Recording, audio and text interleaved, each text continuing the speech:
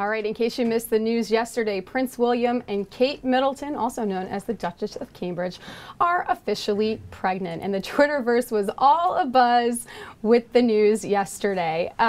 What does it all mean? Well, speaking of buzz, we have a very special guest from BuzzFeed Shift, Amy Odell here. She's an editor with BuzzFeed. And we're going to talk about all of the tweets about Kate Middleton's baby, including the baby itself has taken on a life of its own on Twitter, correct? Yes. Tell us what happened yesterday. There are quite a few fake Twitter accounts popping up, and none seems to be reigning supreme at the moment. The best ones probably have maybe 15,000 to 25,000 followers, which isn't great. It's not 100,000, it's not 80,000. So they're struggling, but there are a lot of them out there vying to be the #1 go-to parody royal fetus Twitter account. And Elva, I just saw some of these tweets across the screen. Can we get some of the best ones up here just for a second again? Okay, so there's the royal fetus. I may not have bones yet, but I'm already more important than everyone reading this. Royal baby, sorry.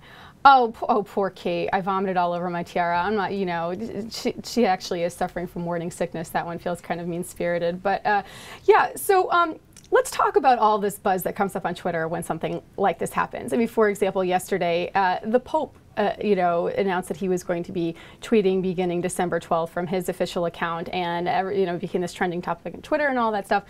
Has this type of reaction become the new way to gauge the impact of a news event? Is social media like really a good platform to measure this? I think so. I actually almost enjoy looking at Tumblr more than I do Twitter, because I feel like the fake Twitter feeds, the parody feeds, are very hard to execute. There have been some that have been great. Invisible Obama, that came up after the presidential or the Republican National Convention with Clint Eastwood's speech, obviously. That one was very funny and well done. Angie's right leg after Angelina Jolie went to the Oscars with her leg sticking out of that ball gown with the slit.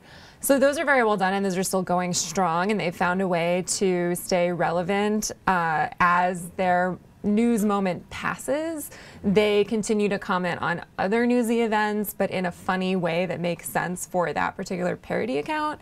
None of the royal fetus feeds are really doing a great job of even commenting, I think, on the story that Kate Middleton is pregnant. So I think, there's opportunity there for someone to do something great. If you go to Tumblr and what have you seen on Tumblr? Yeah, so if you go to Tumblr/tagged/Kate+Middleton, you will just see everything that people have tagged Kate Middleton on Tumblr.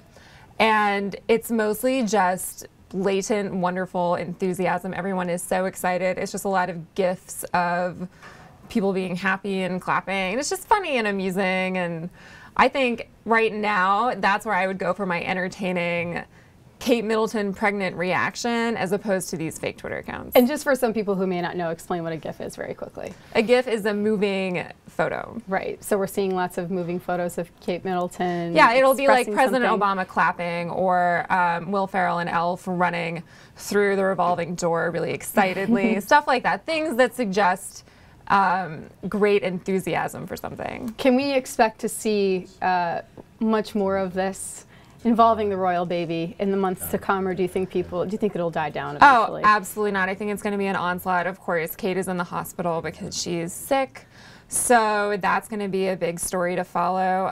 If we don't see her between now and Christmas, we should see her at Christmas if she's well enough to go to Christmas Mass. The royals always go to Christmas Mass, so that'll be a big photo op for her. Of course, the first photo op she has where her bump is very visible, that will be a big photo op. That'll probably be a big fashion moment. Whatever she's wearing will probably sell out instantly online. And do you think people will begin to mimic the fake bump then, to mimic Kate Middleton? I think like we'll go from like wedding long sleeves to the bump. Absolutely. I think she'll have a big impact on maternity fashion for sure, and trends and what people are buying. And then also, I think for people who aren't pregnant, whatever she wears, since there's going to be so much more attention on her, people are going to be so much more interested in it. And she always looks great. And she's never worn anything that people have said, well, that doesn't look right, or she doesn't look good. She always looks very attractive and fashionable and stylish in a way that is approachable for most women. Like, you can incorporate Kate Middleton's clothes into your own wardrobe. You can't do that with Lady Gaga. So in that way, she really has the power to move sales. So the fascination with the royals will continue. We probably won't see this die down on social media over the next several months. I would say years. I mean, because after the baby's born, then we have the baby to worry about. So this is not going to go away anytime soon. Amy, you're not only from BuzzFeed, you're our own buzz meter here on Digit. You'll have to come back on. I would love to. And we'll discuss this more in depth. Thank you so much for joining me.